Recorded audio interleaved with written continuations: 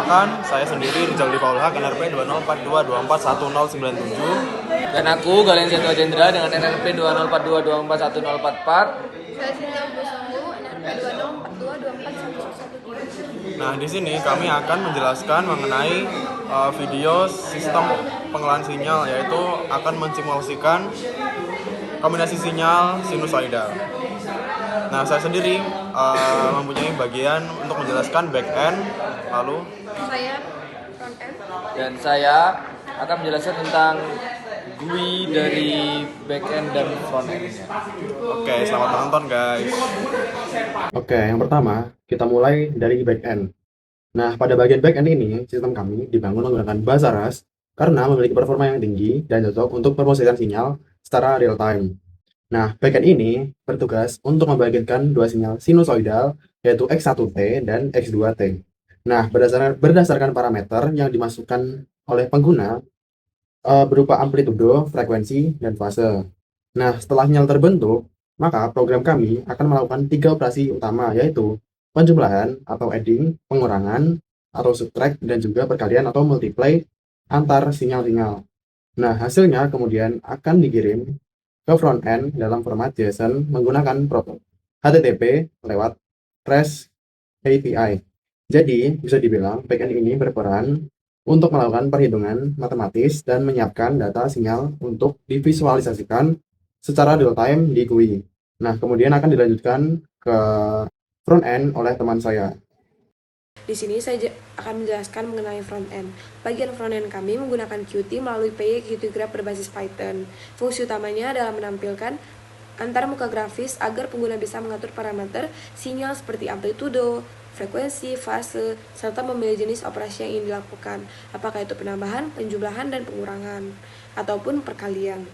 GUI ini juga dilengkapi tombol Start dan Stop Simulation, serta fitur ekspor hasil ke file CSV. Setelah tombol Start ditekan, frontend akan terus mengambil data hasil simulasi dari backend dan menampilkannya dalam bentuk grafik. 3 sinyal yaitu X1, X2, dan juga Y. Dengan begitu, pengguna bisa melihat perubahan bentuk sinyal secara interaktif dan secara real time. Selanjutnya akan dijelaskan oleh teman saya. Terima kasih.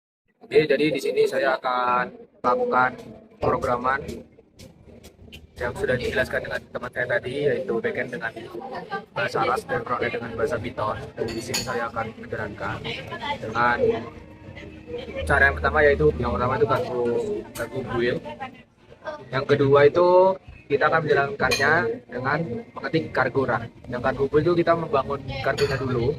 Setelah kita membangun kargo, kemudian kita mengetik kargo run yang kemudian di enter dan akan membentuk backend Rust aktif di http://1.7.0.0.1.8000. Nah, setelah kita menjalankan kargonya, maka kita akan menjalankan GUI interface-nya di command prompt dengan mengetik py visualisasi.py.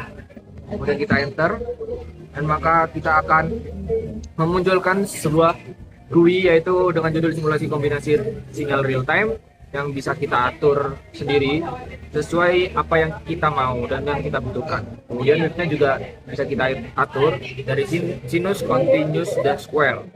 Oke, kali ini aku akan mencontohkan dengan amplitudo 5, frekuensi 4, dan fase 3. Yang kemudian sinyal kedua itu amplitudo 4, frekuensi 5, dan fase 2 dengan sinyal sama-sama continuous untuk wave 1 dan wave 2. Operasi saya contohkan di sini itu menggunakan add, maka kita akan restart. Nah, sesuai pada legenda, yang X1 itu warna merah, yang X2 warna hijau, yang Y itu warna biru. Di sini terlihat kenapa Y lebih besar, karena Y itu hasil operasi dari X dan Y melalui operasi add.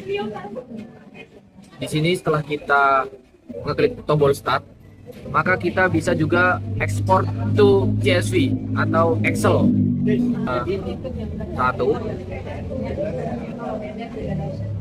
Maka file tersebut akan muncul di file manager. Kita buka dan maka Excel tersebut memunculkan hasil dari GUI yang telah kita jalankan. dengan kolom pertama yaitu T atau waktu, yang di sini waktunya itu dari 0 sampai 1 detik dihitung sebagai mili per detik, dengan X1 dan X2 yang kemudian akan menghasilkan D melalui operasi add tadi. Bisa kalian lihat itu hasilnya, bisa kalian hitung sendiri jika ingin membuktikan, karena ini sudah terbukti ya, di backend-nya itu rumusnya sudah tercantum dan seharusnya sudah terbukti dengan benar. Oke, jadi cukup sekian penjelasan dari kami. Terima kasih. Terima kasih.